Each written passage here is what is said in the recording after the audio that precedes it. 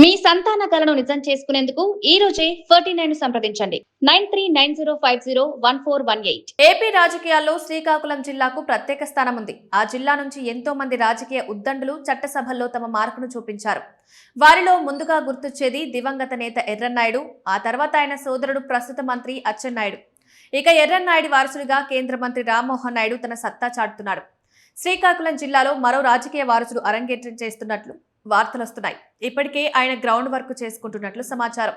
శ్రీకాకుళం జిల్లా టెక్కర నియోజకవర్గం 1-2 సార్లు తప్పితే అది ఎప్పటికీ టీడీపీకి కంచుకోటగానే నిలిచింది. ఇక ఇక్కడి నుంచి ప్రస్తుతం అచ్చెన్నాయుడు ఎమ్మెల్యేగా మంత్రిగా ప్రాతినిధ్యం వహిస్తున్నారు. అయితే తన రాజకీయ అరంగేట్రం మాత్రం 1996లో హరిశ్చంద్రాపురం ఉప ఎన్నిక గెలవడం ద్వారా జరిగింది. అనంతరం హరిశ్చంద్రాపురంలోని కొన్ని మండలాలు టెక్కర నియోజకవర్గంలో కలవడంతో ఇక అప్పటి నుంచి అచ్చెన్నాయుడు టెక్కరనే హోమ్ గ్రౌండ్ గా చేసుకుని బరిలో దిగుతూ వచ్చారు. 1999 ఎన్నికల్లో తొలిసారిగా పోటీ చేసి గెలిచిన అచ్చెన్నాయుడు ఆ తర్వాత 2004లో కూడా విజయ దుందుబి మోగించారు. 2004లో వైఎస్ సృష్టించిన సునామీలో కూడా అచ్చెన్నాయుడు గెలిచాడంటే అక్కడ ఆయన పట్టు ఎలా ఉందో నిరూపితమైంది.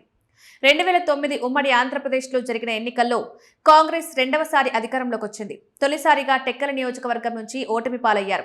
అయినా సరే కృంగిపోలేదు. ప్రజా సమస్యలపై పోరాడుతూ టెక్కలి నియోజకవర్గ ప్రజలకు మళ్లీ చేరువయ్యారు. దీంతో 2014లో మళ్లీ ప్రజల అచ్చెన్నాయుడుకు పట్టం కట్టారు. దీంతో చంద్రబాబు ప్రభుత్వంలో మంత్రిగా అవకాశం దక్కింది. ఎంతో మంది సీనియర్లను కాదని అచ్చెన్నపై ఇక చెప్పాలంటే ఎర్రన్నాయుడి కుటుంబంపై చంద్రబాబు తన అభిమానాన్ని చాటుకున్నారు. ఆ తర్వాత 2019లో జరిగిన ఎన్నికల్లో వైసీపీ గాలిని తట్టుకుని అచ్చెన్న బరిలో నిలిచి గెలిచాడు. అసెంబ్లీలో తన గొంతును వినిపించాడు. 2024లో మరోసారి గెలిచిన అచ్చెన్నాయుడు హ్యాట్రిక్ విజయం సాధించాడు. దీంతో మళ్లీ మంత్రి పదవి దక్కించుకున్నారు.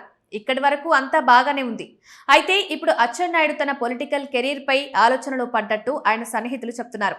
2029 ఎన్నికల్లో అచ్చెన్నాయుడు తన కుమారుడైన కృష్ణమోహన్ నాయుడును బరిలోకి దింపి తద్వారా తనకు పొలిటికల్ కెరీర్ ను వారసత్వంగా ఇవ్వాలనే ఆలోచన ఉన్నట్టు తెలుస్తోంది. ఇందుకోసం గ్రౌండ్ వర్క్ కూడా భారీగా చేస్తున్నట్లు సమాచారం. ఇప్పటికే కృష్ణమోహన్ నాయుడు కూడా టెక్కల నియోజకవర్గంలో చాలా యాక్టివ్ గా తిరుగుతూ ప్రజా సమస్యలను అడిగి తెలుసుకుంటున్నట్లు వినికిడి. తన కొడుకు కోసం అచ్చెన్నాయుడు వచ్చే ఎన్నికల బరిలో నుంచి తప్పుకునేందుకు డిసైడ్ అయినట్లు తెలుస్తోంది. ఇక టీడీపీ కూడా కొత్త వారికి లేదా యువతకు ప్రాధాన్యతనివ్వాలని యోచిస్తోంది. మంత్రి లోకేష్ కూడా ఇదే ఫార్ములాకు కట్టుబడి ఉన్నట్టు తెలుస్తోంది. ఈ క్రమంలోనే 2029 ఎన్నికలకు టెక్కలి నియోజకవర్గం టీడీపీ అభ్యర్థిగా కింజారపు కృష్ణమోహన్ నాయుడు రేసులో ఉంటారని ప్రచారం జరుగుతోంది. ఈ ప్రచారాన్ని నిజం చేస్తూ కృష్ణమోహన్ నాయుడు టెక్కలిలో పలు పార్టీ కార్యక్రమాలకు హాజరవుతూ ప్రజలతో మమేకమవుతున్నారు.